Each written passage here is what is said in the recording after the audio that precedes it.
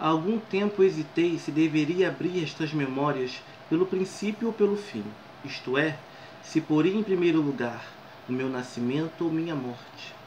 Suposto o uso vulgar seja começar pelo nascimento, duas considerações me levaram a adotar diferente método.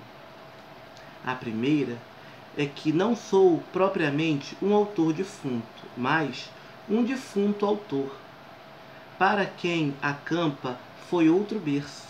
A segunda é que o escrito ficaria assim, mais galante e mais novo. Estou falando de Memórias Póstumas de Brás Cubas, um livro de Machado de Assis que revolucionou a literatura brasileira. Machado de Assis, né, também por conta desse livro, já foi reconhecido em vida como um grande escritor, né?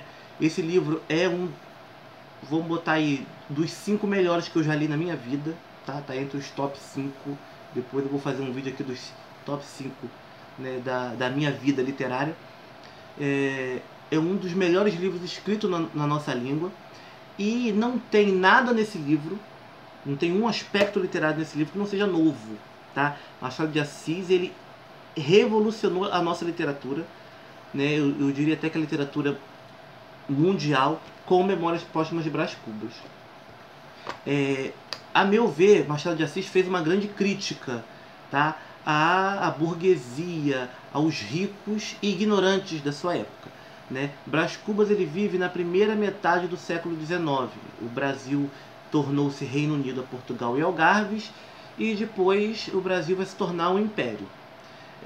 Brás Cubas ele era de família muito abastada, estudou algum tempo na Europa, ele voltou ao Brasil. Brás Cubas ele não se casou, ele não construiu nada, ele não produziu nada, né? Ele, uma certa época, ele tentou fazer um tônico que curava tudo, mas que não tinha nada de científico, então ele não curava nada, né? E depois da morte ele resolve nos escrever suas memórias para que a humanidade tivesse o prazer, a honra de conhecer Brás Cubas, de saber quem foi Brás Cubas, né? Ele vai usar referências da alta cultura, da alta literatura para falar da sua vida, né? Para falar de um personagem ou outro. Uma curiosidade, Quincas Borba aparece nesse livro, né? Primeiro ele como um mendigo e vai roubar Brás Cubas, o relógio de Brás Cubas, e depois ele aparece como um filósofo, né, com uma nova teoria filosófica, mas aí fica para a gente falar na resenha do Quincas Borba, que também tem um livro sobre esse personagem que apareceu primeiro aqui e depois ganhou um livro próprio. Machado de Assis ele faz em Memórias Póstumas de Brás Cubas essa crítica, uma grande crítica social.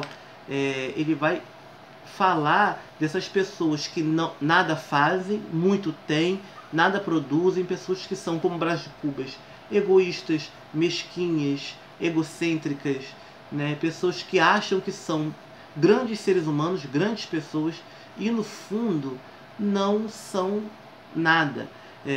Eu diria que Machado de Assis, se a gente fosse comparar Machado de Assis e Brás Cubas, que foram contemporâneos, apesar de Brás Cubas ser apenas um personagem literário, Machado de Assis ele foi realmente um homem que contribuiu para o seu povo, contribuiu, né, para a literatura, para a escrita, para a cultura. Machado de Assis ele cresceu, né, com suas próprias pernas.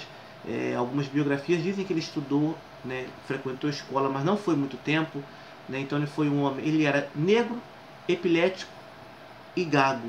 Então assim, ele não tinha de tudo para não crescer, tinha de tudo para não ser nada na vida, né? E ele até hoje, eu não digo que Machado de Assis foi, ele é um dos maiores escritores, se não o maior, na minha opinião é o maior, né? Alguns vão discordar, mas para mim Machado de Assis é o maior escritor brasileiro, e a sua obra está entre o top do top da obra literária escrita em língua portuguesa.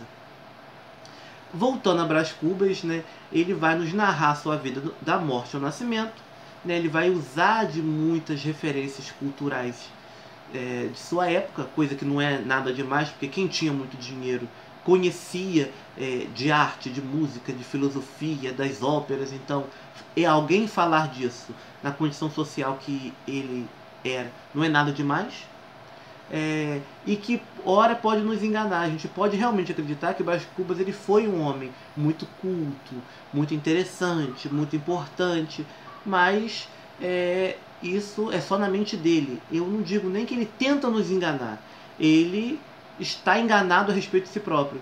Ele é uma pessoa mesquinha, pessoa egoísta, egocêntrica, elite burra da primeira metade do século XIX. Ele faz parte dessa elite burra. Tem muito dinheiro, mas é assim, né?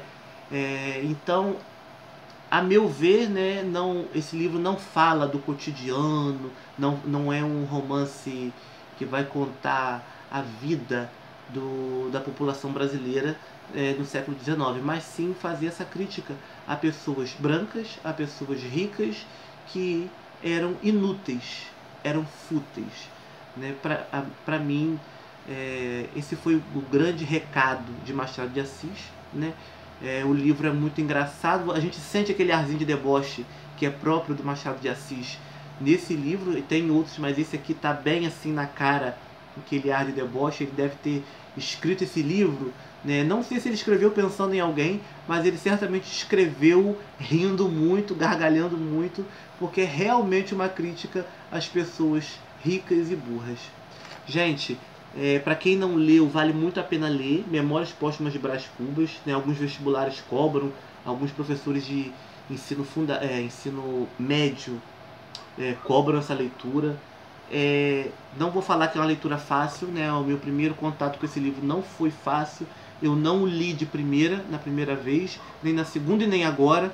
Né? Eu o li intercalando com outro, porque apesar de gostar muito de Machado de Assis, eu também tinha outras leituras para fazer, mas lá no início, quando eu comecei, né, minha vida literária, minha vida de leitor, era muito difícil para mim ler Machado de Assis. Então, quem está começando a ler agora, ou quem vai começar a ler Machado agora, pode não ser tão fácil. Então, assim, mas não abandone. Vale a pena concluir, vale a pena acabar esse livro, porque ele é maravilhoso. Gente, alguns recadinhos antes de ir embora, tá? Eu estou com uma coluna no jornal A Notícia. Esse mês eu estou falando do livro Xantaran. Já gravei um vídeo falando um pouquinho dessa coluna, falando um pouquinho desse livro. Tá? As redes sociais, Instagram e Facebook, vão estar aqui na descrição do vídeo. Tá? E se gostou do vídeo, dá like, comenta, compartilha, manda para os seus amigos para ajudar o meu trabalho. Ó, um beijo e até o próximo vídeo.